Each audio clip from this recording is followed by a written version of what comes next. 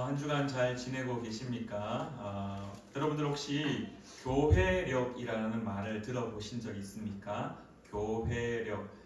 쉽게 말하면은 우리가 가지고 있는 달력이 있죠. 달력에도 뭐 양력이 있고 음력이 있고, 양력은 이제 서양에서 말하는 기준을 가지고, 그래서 예수님의 출생을 기준으로 해서 AD, BC, Before Christ, 예수님이 오시기 전, AD, 아노 도미네에서 주님의 시대, 이렇게 해서 서양은 그렇게 하고 있고, 또 저희는 이제 두 가지를 가지고 있죠. 양력 있고 음력, 달을 가지고 이렇게 달의 어떤 달에 차는 그 시간들을 가지고 날을 계산해서 하는 그러한 날짜 계산법이 있다라면은, 저희 교회에서는 또 교회력이라 그래가지고 예수 그리스도의 일생을 가지고 예수님이 오심, 그리고 태어나심, 그리고 공생애, 그리고 고난의 시간들, 십자가의 죽음, 부활, 성령의 오심, 그 다음에 또 구약에 있었던 맥주 감사, 추수 감사, 이런 절기들, 소위 말해 그 절기들 가지고 교회의 1년의 시간들을 매년마다 서양력 달력에 맞추어서 그렇게 저희들이 절기를 보내는데요. 그 교회력에 따르면은 오늘이 1년의 마지막 주일입니다. 그래서 교회력의 첫 시작은 언제냐 하면은 대림절부터 시작입니다. 예전에는 대강절이라고도 이야기했고, 지금 저희 통합교단에서는 대림절이라는 말로 이렇게 통일을 해가지고 사용을 하는데요. 어쨌든 대림절 첫 주일이 보통 11월 마지막 주 아니면은 12월 첫 주에서 추수감사주일이 끝나면은 이제 거의 바로 시작되는 경우가 참 많은데, 올해는 12월 달력이 이제 12월 1일이 대림절 첫 주일 예배로 그렇게 드려집니다. 그래서 오늘은 교회력으로 마지막 주일 예배고, 다음 주에는 교회력으로 첫 주일인데요.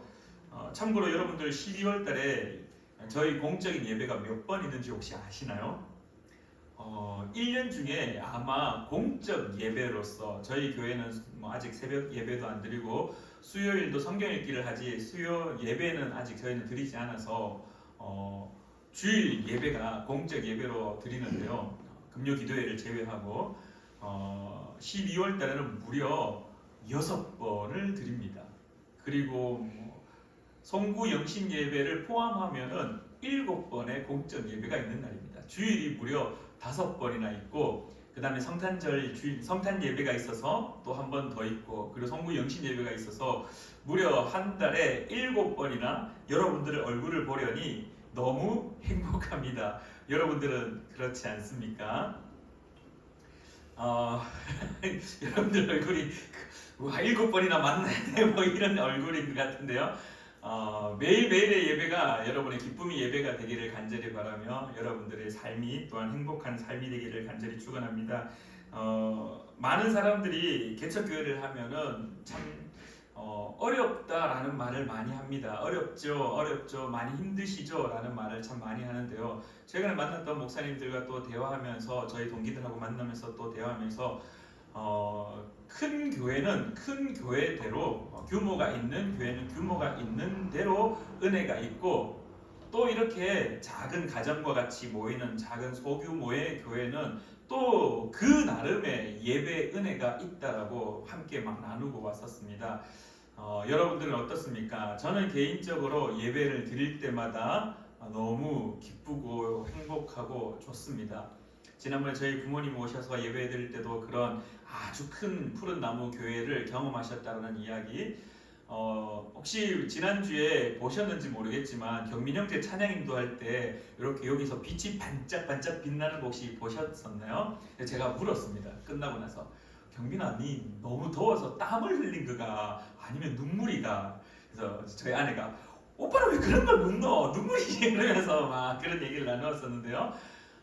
예배에는 감격이 있고 기쁨이 있습니다. 여러분들도 예배를 드릴 때 그냥 시간에 되어서 앉아 있는 것, 그러한 예배들을 조금 더 이제 스스로 계속해서 몸을 일으켜 세우고, 스스로 주님 앞에 여러분들을 더 바울 사도가 했던 것처럼 막 자기를 복종시켜 주님 앞에 엎드리게 하기 위한 그 열심들, 그러한 것들을 통하여서 하나님의 은혜를 사모할 때 그 사모함 가운데 은혜가 풍성히 넘쳐날 줄 믿습니다. 할렐루야. 그래서 오늘은 나는 알파와 오메가라는 말씀의 제목을 가지고 함께 말씀을 좀 나누고자 합니다. 여러분들 나는 알파와 오메가라는 말 많이 들어보셨죠? 저희 교회 앞에 강대상에는 안 적혀 있습니다. 적혀 있네요.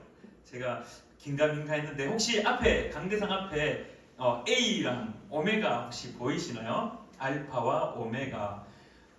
예전에 이 나무 강대상이 있는 교회들 보면은 예수님의 마지막 만찬 아니면은 이 알파와 오메가라는 글자가 참 많이 적혀 있었는데 저도 본 듯 안 본 듯 얼핏 했는데 딱 보니 알파와 오메가가 있어서 또 설교 시간 이렇게 또 쓸 수 있겠네요. 나는 알파와 오메가라는 말을 참 많이 사용하고 참 많이 인식하고 알고 있습니다. 무슨 말입니까? 나는 알파와 오메가. 우리가 잘 알고 있듯이 처음과 끝이라는 말을 하는데요. 먼저 오늘 본문 말씀을 한번 읽어보시면 이렇게 고백합니다. 주 하나님이 이르시되 나는 알파와 오메가라 이제도 있고 전에도 있었고 장차 올 자요 전능한 자라 하시더라.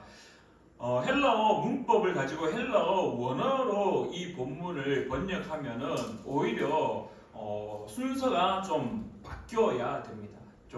어떤 순서로 읽어야 되냐 하면은 주 하나님이 이르시되 이제도 있고 전에도 있었고 장차 올 자요 전능한 자 나는 알파와 오메가다라고 이렇게 순서가 역전되어 있습니다. 한글 성경에는 나는 알파와 오메가라 하고 이후에 이제도 있고 전에도 있었고 장차 올 자요 전능한 자라라고 기록이 되어 있는데 헬라어 원어를 그대로 보면서 번역을 하면 원래 순서상은 바뀌어져 있어야 된다는 것.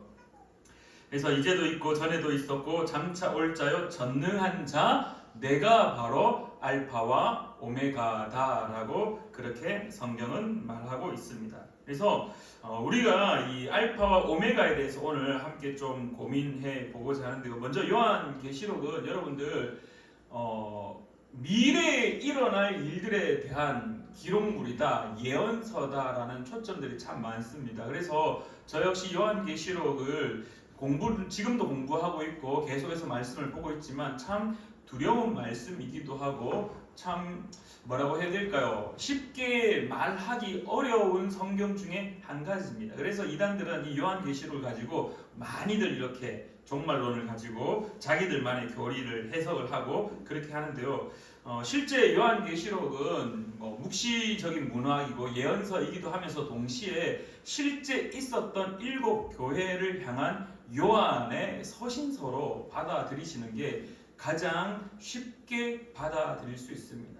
그래서 오늘 본문 같은 경우에는 반모섬에 유배되어 있던 요한이 꿈이든지 환상이든지 하나님의 계시가 그에게 임했고 그래서 그 받은 계시를 그 하나님의 뜻을 그 하나님의 마음을 편지를 써서 7 교회에게 보내어지는 서신서 편지라는 사실입니다. 그때 하나님이 이 시작하실 때 이 요한에게 자기를 누구라고 밝히고 시작하는지에 대한 부분을 오늘 우리가 함께 좀 나누고자 합니다. 왜냐하면은 우리가 1년의 마지막 오늘 주일 예배, 교회력으로 마지막 주일 예배, 이제 다시 오실 예수 그리스도를 기다리는 대림절이 시작하기 전에 저와 여러분의 신앙의 모습 속에 예수 그리스도를 어떻게 고백하고 있는가, 하나님은 또 어떻게 예수 그리스도를 선언하고 선포하고 있는가 다시 한번 상기하고 기억하여서 우리의 믿음의 대상이 누구인지 다시 한번 정립하고 그 믿음의 대상을 고백할 수 있는 귀한 시간 되기를 바랍니다. 오늘 첫 번째 나는 알파와 오메가에 대한 말씀을 가지고 나눌 때 첫 번째 알파와 오메가는 역사의 주관자라는 사실을 함께 나누고자 합니다. 무슨 말이냐? A라는 거, 우리 강대상에 있는 이 A, 알파. 이 알파는 헬라어 알파벳의 첫 글자입니다. 헬라어 알파벳의 첫 글자. 그 다음에 오메가는요, 헬라어 알파벳의 마지막 글자입니다. 마지막 글자. 그래서 첫 번째 글자이고 그리고 마지막 글자. 그래서 이 처음과 끝을 상징하는 그러한 글자입니다. 우리로 말하면은 기억, A, 알파가 기억 정도 될 거고요. 그 다음에 이 오메가는 우리말 자음의 히읗을 표현하는 겁니다. 그래서 첫 시작 알파벳의 헬라어 알파벳의 첫 시작과 헬라어 알파벳의 끝, 그래서 알파, 오메가, 처음과 끝이라는 말을 사용을 하는데요. 요한계시록 1장 17절에 보면은 또 이 말씀이 나옵니다. 어떻게 나오냐면 요한복음 1장 17절에 내가 볼 때 그의 발 앞에 엎드려 죽은 자 같이 되네 그가 오른손을 내게 얹고 이르시되 두려워하지 말라 나는 처음이요 마지막이니 라고 말씀하십니다. 창세기 1장 1절에 보시면은 이 알파에 대한 말씀이 그대로 등장합니다. 알파는 처음입니다. 처음. 하나님이 처음에 무엇을 하셨습니까? 처음에 바로 태초의 천지를 창조하셨습니다. 그 다음에 우리가 또 기억해야 될 것은 빌립보서 1장 6절 말씀입니다. 빌립보서 1장 6절 말씀에 무엇이라고 기록되어 있냐면요, 너희 안에 착한 일을 시작하신 이가 라고 말씀하십니다. 우리 안에 착한 일을 시작하셨다라고 바울 사도는 우리에게 가르치고 있습니다. 무슨 말입니까? 착한 일이 무엇입니까? 바로 구원하시겠다라고 작정하신 것. 태초에 하나님이 천지를 창조하시고 그 모든 것이 보시기에 아름다웠지만은 아담과 하와가 그 뱀의 그 유혹에 이기지 못한 채 죄로 인하여서 범죄한 자, 죄인이 되고 맙니다. 그러면서 그 관계성이 하나님과 이 아담과 하와 하나님의 자녀의 관계가 다 상실되어 버립니다. 그리고 난 이후 하나님이 어떤 일을 시작하셨느냐? 착한 일을 시작하셨는데 그 착한 일이 무엇이냐? 끊어진 관계를 다시 회복하는 일. 우리가 알고 있는 말로 구원이라는 것을 시작하셨다라는 겁니다. 그래서 하나님을 자신을 무엇이라고 선포했냐면 요한에게 나는 알파와 오메가다라고 이야기하면서 먼저 알파, 나는 태초에 천지를 창조한 자다. 나는 너희들을 구원하기 위한 이 착한 일을 시작하신 자다라고 선언하고 계시다라는 겁니다. 그러면 오메가는 무엇인가? 오메가는 요한계시록 21장 4절 말씀을 우리가 함께 보시겠습니다. 요한계시록 21장 4절 말씀에 무엇이라고 기록하냐면 이렇게 말씀합니다. 모든 눈물을 그 눈에서 닦아주시니 다시는 사망이 없고 애통하는 것이나 곡하는 것이나 아픈 것이 다시 있지 아니하리니 처음 것들이 다 지나갔음이러라. 그리고 빌립보서 1장 16절 하반절에 이렇게 고백합니다. 너희 안에 착한 일을 시작하신 이가 그리스도 예수의 날까지 이루실 줄을 우리는 확신하노라. 그래서 오메가라는 말은 그냥 끝이라는 말과 동시에 완성이라는 말로 이어지고 있다는 겁니다. 하나님이 알파로서 하나님께서 모든 것을 첫 시작하셨던 하나님, 창조하셨고 그러나 인간의 범죄로 인하여서 끊어진 그 모든 관계를 다시 회복하려고 하셨던 그 착한 일을 시작하신 하나님, 그 알파의 일들이 어떻게 되어지느냐? 쭉 흘러서 빌립보서 1장 6절 말씀 하반절에 그리스도 예수의 날까지 마지막이 이루어지는 주님의 날, 그 마지막 재림의 날, 모든 것이 끝나고 새롭게 이루어지는 새 하늘과 새 땅이 이루어지는 요한계시록 21장 4절 말씀에 모든 눈물을 그 눈에서 닦아주시니 다시는 사망이 없고 애통하는 것이나 곡하는 것이나 아픈 것이 다시 있지 아니하리니 처음 것들이 다 지나갔음이러라. 처음에 하나님께서 일하셨던 것이 이제 마지막 오메가의 끝에 완성하시는 모습. 그래서 이것을 우리가 요약을 한다라면은 그리스도로 시작해서 그리스도로 끝이 난다. 하나님께서 그 일을 시작하셔서 하나님께서 그 일을 마무리하시는 것. 다시 말하면은 우리 인생의 모든 삶의 인생의 처음을 하나님께서 시작하셨고 우리 인생의 모든 마지막 역시 하나님께서 그것을 완성하신다라는 사실. 인생의 처음에 우리를 창조하셨던 그 처음부터 그리고 지금 우리의 삶 가운데 함께 하시는 모습 그리고 미래를 통하여 구원으로 인도하는 그 모든 여정 가운데 주관하시는 분은 누구시냐? 바로 예수 그리스도라는 사실을 누구에게? 요한에게 누구에게? 요한의 공동체를 읽고 있었던 그 1차 독자들 7교회들, 그리고 오늘 우리에게 하나님은 나는 알파와 오메가라고 선언하시고 선포하고 계시다라는 겁니다. 사랑하는 우리 푸른나무교회 성도님들을 이 사실을 믿으십니까?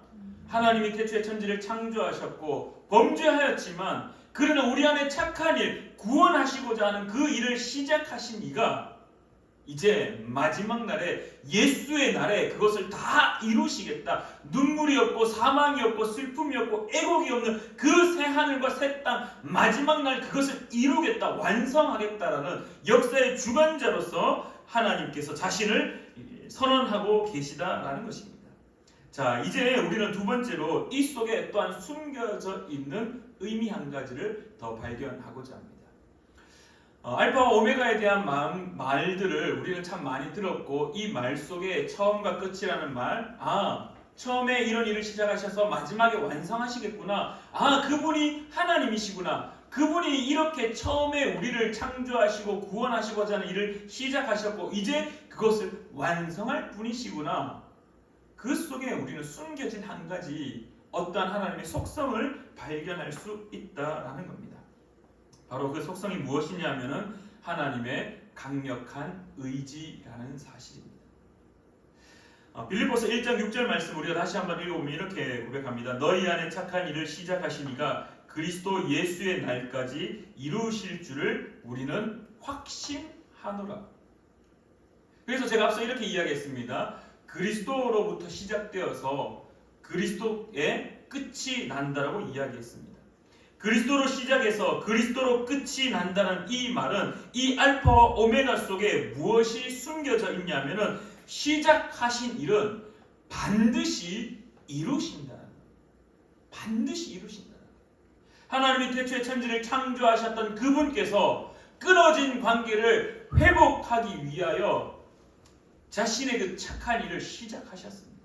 그래서 그 착한 일을 시작하신 그 모든 일련의 과정들, 구원의 은혜들, 구원의 역사들 어떻게 하신다? 끝내 완성하시겠다라는 것.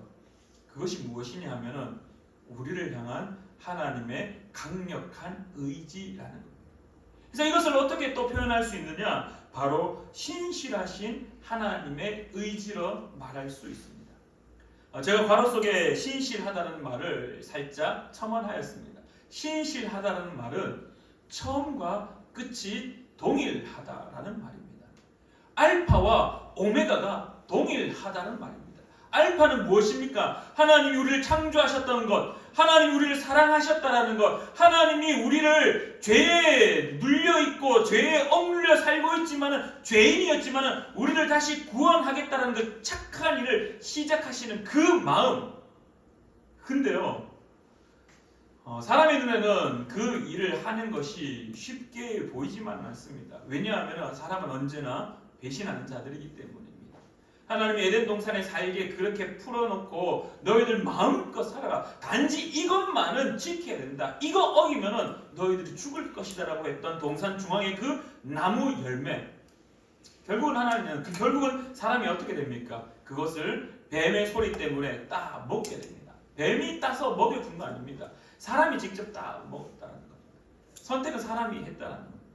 또 다른 말로 결국 인간은 언제든지 선악과를 따먹을 수 있는 불안 요소, 위험 요소를 가지고 있는 자들이라는 겁니다. 우리가 너무나 잘 알고 있는 베드로 어땠습니까? 주님, 나는 절대로 주님을 배신하지 않겠습니다. 큰 소리치며 주님 앞에 자신을 당당하게 드러냈습니다. 근데 어떻게 되었습니까? 우리가 알고 있듯이 3번이나 배신하는 베드로의 모습을 발견할 수가 있습니다. 사람은 불안 요소를 가지고 있습니다. 사람은 스스로가 신실하다라고 말하지만은 그러나 언제든지 그 신실함을 깰 수 있는 불안 요소를 다 가지고 있습니다. 그러나 하나님은 아니다라는 사실입니다. 하나님은 처음부터 우리를 구원하고자 작정하셨고 계획하셨고 꿈꾸셨고 그것을 실행하시기 시작하셔서 끝내 그것을 완성할 것이다라는 겁니다. 그 의지의, 그 강력한 의지의 결정체가 바로 요한복음 3장 16절입니다. 요한복음 3장 16절 우리 성경을 다 안 보고도 암송하시리라 생각이 듭니다. 우리 요한복음 3장 16절 함께 한번 해보실까요? 하나님이 세상을 이처럼 사랑하사 독생자를 주셨으니 이는 믿는 자마다, 저를 믿는 자마다 구원을 얻으리라, 영생을 얻으리라. 주님께서 우리를 사랑하신 나머지 그 강력한 의지를 어떻게 하셨느냐? 몸소 보이셨다는 겁니다. 몸소 보이셨다는 겁니다. 처음부터 우리를 사랑하시고자 하는 그 의지, 끝내 이루고자 하셨던 그 하나님의 의지를 요한복음 3장 16절의 말씀을 통하여서 그 의지를 그대로 보여주고 있는 모습. 그래서 우리의 머릿속에 알파와 오메가를 떠올릴 때마다, 우리의 관계상을 바라보면서 알파와 오메가가 떠오를 때마다 우리의 머릿속에 떠올라야 되는 거, 하나님이 태초에 천지를 창조하신 분이구나. 하나님이 우리의 범죄한 이 불쌍한 영혼을 긍휼히 여기셔서 착한 일을 시작하시기로 작정하셨구나. 그리고 지금 그 일을 진행하고 계시는구나. 그리고 오메가 마지막 그날까지 끝까지 그 일을 책임지시고 반드시 이루시는 분이구나 라는 사실을 기억하고 깨닫는 자 되기를 간절히 축원합니다. 근데 여러분들 여기에서 이제 우리가 여기까지는 하나님은 이런 분이구나 라는 사실을 알 수 있습니다. 근데 한 가지 더 우리가 함께 나누어야 될 것이 있습니다. 이 알파와 오메가라는 말이 우리만 즐겨 사용했던 말이냐라고 질문하면요, 아쉽게도 그렇지 않습니다. 그 의미가 사용되어졌던 부분들이 참 많습니다. 여러분들 이 복음이라는 말, 영어로 하면은 굿뉴스, 또 가스펠, 이 말이 오직 기독교인들만의 용어였을까요? 기독교인들만의 용어였을까요? 그렇지 않습니다. 원래 이 복음이라는 말, 이 좋은 소식, 이 굿뉴스, 이 가스펠이라는 말은요, 기독교인들의 것이 아니었습니다. 원래는 로마의 언어였습니다. 언제 사용되었냐면은 우리가 즐겨보는 영화들, 로마의 그 시대의 영화, 글래디에이터, 최근에 글래디에이터 2가 이렇게 개봉을 했다고 하는데요. 그런 중세 시대 아니면 그 로마 시대의 그 로마 공화정 시대 로마의 드라마에 보면은 한 뚱뚱하고 배가 나온 사람이 딱 뛰어나와서 키 작은 사람이 갑자기 두루마리 같은 것을 하나를 쫙 펴고 시장에서, 광장에서 소리를 칩니다. 들으십시오! 여러분들에게 좋은 소식을 전합니다. 그러면서 무엇을 말했냐면은 황제의 탄생, 그러니까 황제가 있고 그 아이의 출생의 소식, 황제의 아들이 태어났던 소식을 전하는 것. 그리고 두 번째로는 무엇을 했느냐? 황제의 군대가 전쟁터에 나가서 그 전쟁에서 승리해서 돌아올 때, 승전보가 울려질 때 그러한 소식들을 선포하는 것이 원래 복음이었습니다. 근데 그 복음의 핵심이 무엇이냐? 로마 황제 숭배 사상이 그 속에 있었다는 겁니다. 근데 바울이 어떻게 합니까? 그것을 싹 가지고 와버립니다. 그것을 가지고 와서, 아니야, 너희들에게 진정한 좋은 소식은 예수 그리스도가 복음이야. 예수가 그리스도라는 소식이, 그것이 너희들에게 좋은 소식이고 그것이 복음이고 그것이 진리야 라고 복음의 내용을 싹 다 바꿔버렸습니다. 그래서 당시에 복음을 받아들였던 그리스도인들은 어떠한 고민과 갈등이 있었느냐? 머릿속에 처음에는 복음은 로마 황제를 숭배하고 그것 앞에 엎드리고 그 아들의 출생과 그 로마 황제의 전쟁의 승리에 대해서 축하하고 영광을 돌리고 그분 앞에 엎드리는 것이었는데, 이제 싹 바뀌어서 예수를 그리스도로 고백하는 것이 복음이고, 예수가 주님이고, 예수가 우리의 구원자이고, 예수가 우리의 모든 것 인도하시는 분이라는 사실. 그래서 무엇을 고백해야 진짜 나의 삶에 평안이 올 것인가에 대한 고민들, 이 로마 황제 앞에 엎드리는 것 포기하고 예수를 그리스도로 고백하는 것 앞에 엎드리는 것이 그 당시에 그리스도인들에게 있어서 가장 큰 고민거리였고 갈등거리였습니다. 왜냐? 로마 황제 앞에 엎드리면은 잘 살 수 있지만 예수 그리스도 앞에 엎드리면은 어떻게 됩니까? 로마의 다스림 속에 살기에는 사실 만만치 않았다라는 겁니다. 근데 이게 어디에서 동일하게 나타났냐면은 이 알파와 오메가에서 동일하게 드러난다라는 겁니다. 여러분들, 알파와 오메가를 제가 처음에 이렇게 이야기했습니다. 알파와 오메가는 역사의 주관자입니다. 삶의 모든 시간들을 다스리던 분이 누구냐? 하나님이라고 선언합니다. 근데 이 선언은 어디에서 이미 사용되었냐면 로마에서 이미 통용되던 말입니다. 로마에서 이미 알파와 오메가는 통용되던 말입니다. 로마에서 알파와 오메가는 누구였느냐? 로마 황제였습니다. 로마 황제는 그냥 사람이 아니었습니다. 그들은 로마 황제를 무엇으로 여겼느냐? 신으로 여겼습니다. 사람이며 동시에 신의 대리자로서 신으로 숭배하고 추앙하던 그러한 시절이었습니다. 그래서 로마 황제는 신이었기 때문에 시간을 다스리던 자입니다. 로마 황제는 모든 것을 다스리던 자입니다. 로마 황제는 모든 것을 관리하고 그 한마디면 모든 것이 해결되던 시절이었습니다. 그래서 당시 알파와 오메가는요, 로마 황제를 의미하는 것이었습니다. 그리고 또한 두 번째로 우리 알파 오메가에서 하나님을 어떻게 표현했습니까? 강력한 의지를 가지신 분이라고 선포했습니다. 로마 황제의 의지는요, 눈에 보이는 하나님과 같은 존재였습니다. 로마 황제가 결정하면요, 모든 것은 다 그 뜻대로 이루어져야만 되었습니다. 로마 황제의 강력한 의지는요, 로마의 국가의 방향성을 결정하였습니다. 로마 황제가 한마디 하면요, 모든 것 다 끝나버리는 시절이었습니다. 로마 황제의 의지가 결국 그 나라가 나아가야 될 방향, 그리고 그 백성들의 삶의 방향까지 싹 다 결정하였다는 겁니다.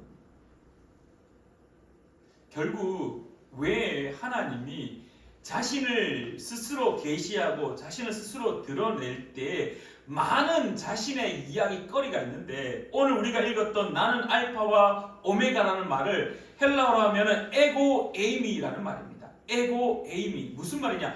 나는 무엇이다. 그래서 요한복음에 보면은 나는 선한 목자다, 나는 포도나무요, 나는 무엇이다라는 고백들이 요한복음에 계속해서 등장합니다.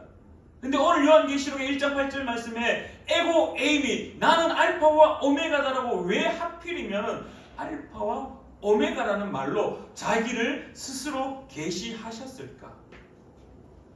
결국 그 당시에 삶을 살았던 사람들은 알파와 오메가를 누구로 바라보았냐면은 로마 황제로 바라보았다는 겁니다. 시간을 다스리던 자, 그들의 인생을 다스리던 자, 그들의 삶의 모든 것을 책임지고 다스리던 자가 로마 황제였다는 겁니다. 그 황제의 의지에 따라 자신의 삶의 방향이 다 결정되어 버리는 것들. 그 로마 황제한테 엎드릴 때 그 인생이 책임져 주는 모든 것이 삶의 판가름이 나버리는 모습들.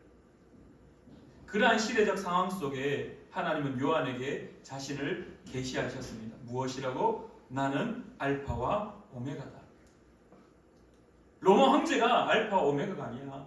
로마 황제가 시간을 다스리는 사람이 아니야. 로마 황제가 역사의 주관자가 아니야. 로마의 황제가 강력한 의지를 드러내며 삶을 인도하는 분이 아니야. 누가 알파와 오메가냐? 바로 예수 그리스도, 우리의 믿음의 대상인 하나님이 알파와 오메가라고 스스로 요한에게 선포하고 선언하고 계시고, 그 1차 독자였던 7 교회를 향하여 하나님이 말씀하셨고, 오늘 우리에게 하나님이 말씀하고 계시다라는 겁니다. 여러분들, 우리가 말씀을 한번 쭉 함께 한번 모아봤으면 합니다. 나는 알파와 오메가라는 말은요, 그냥 단순하게 처음과 끝이 아니라 예수 그리스도가 역사의 주관자라는 사실을 우리에게 하나님이 스스로 계시하고 있다는 겁니다. 우리가 하나님을 향하여서 하나님 당신은, 예수님 당신, 성령 하나님 당신은 이런 분이군요 라고 말하는 것이 아니라 스스로 우리에게 자신을 계시하고 있습니다. 무엇이라고? 역사의 주관자라고. 우리의 삶의 모든 것을 책임지시고 인도하시는 분이라고 그렇게 스스로 계시하고 계십니다. 그리고 두 번째로는 우리를 구원하고자 하시려는 그 강력한 의지가 있는 분이라고 우리에게 가르쳐주고 있습니다. 우리가 지난 금요일에도 말씀을 나누었듯이 양 100마리 그 비유 속에 99마리는 하나님이 그냥 두고 계시고 잃어버린 한 마리를 어떻게 합니까? 포기하지 않으시고 끝까지 찾으시려는 그 예수 그리스도 그 목자의 의지, 이것이 나는 알파와 오메가 속에 숨겨져 있는 하나님의 성품, 속성, 하나님의 모습이다라는 겁니다. 사랑하는 우리 푸른나무교회 성도님들, 우리의 인생이 많은 굴곡이 있죠. 많은 굴곡이 있죠. 하나님 여러분을 포기하실 것 같습니까? 하나님은 포기하지 않는 분이십니다. 왜? 요한계시록 말씀에 나는 알파와 오메가다라고 그렇게 강력한 하나님의 의지를 우리에게 스스로가 선언하고 계시기 때문입니다. 그래서 사랑하는 우리 푸른나무교회 성도님들이 이 시대에 살아갈 때 그 로마 시대에 살아갔던 수많은 그리스도인들이 로마의 황제를 알파와 오메가로 섬길 것인가, 아니면 예수 그리스도 그분을 알파와 오메가로 섬길 것인가, 이제 복음을 들었던 그들이 예수를 그리스도로, 예수를 알파와 오메가로 섬기며 많은 핍박과 고난 속에 살아갔던 그 모습들, 오늘 저와 여러분들의 삶의 모습 속에 이 시대의 정신, 이 시대의 가치관, 이 시대는 이렇게 살아야지 잘 살 수 있다라고 말하는 그 수많은 노하우들, 그것들 다 내려놓고 예수 그리스도 알파와 오메가 되신 그분을 믿고 의지하고 살아가는 자 되기를 간절히 축원합니다. 저는요, 지금도 저한테 많은 이야기를 하는 분들이 있습니다. 목사님, 이거 한번 해보세요. 노후가 편안해집니다. 목사님, 개척교회 하면 돈 없죠? 네, 그래 힘듭니다. 근데 삶이 좀 불편하지? 아무런 그거 없으면 저는 기쁩니다. 목사님, 근데 여기에다가 한번 서명만 해주세요. 그러면 목사님의 인생이 이제 노후까지 확 다 펼쳐질 겁니다. 심지어 그분이 교회 장로님입니다. 솔깃합니다. 솔깃합니다. 이 시대를 살아갈 때 이 시대의 그 방법들, 노하우들, 그분이 말씀을 하시면서 저한테 이야기하실 때 그분이 성공하신 분입니다. 떵떵거리면서 하시는 분입니다. 그래서 실질적으로 결과물로 거기에 서명을 하고 거기에 하시는 노하우를 제가 따라서 하게 되면 저도 잘 될 수 있을 겁니다. 근데 제 스스로에게 계속 질문하는 겁니다. 기서가, 너 무엇을 따라가려고 하느냐? 너 어떤 방법으로 살려고 하느냐? 너 어떤 것이 너의 삶의 기준이냐? 계속해서 질문되어질 때, 아니요, 하나님, 저는 이 시대의 가치관들, 이 시대의 정신들, 이 시대의 말씀을 따라 살기보다 지금은, 아니 앞으로 더 하나님 앞에 그냥 매달리는 자로 살기를 원합니다. 왜? 그렇게 살겠노라고 작정했으니까. 삶이 좀 불편할 수 있죠.